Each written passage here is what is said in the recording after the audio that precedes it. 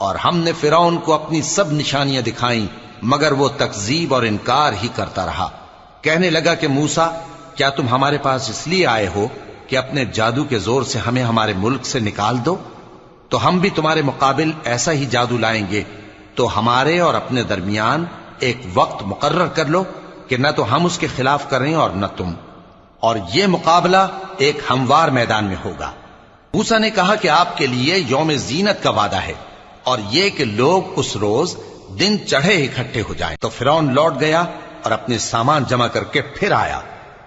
موسیٰ نے ان جادوگروں سے کہا کہ یہ تمہاری بربادی ہوگی، اللہ پر جھوٹ نہ باندھو، وہ تمہیں عذاب سے فنا کر دے گا، اور جس نے جھوٹ باندھا وہ نامراد رہا۔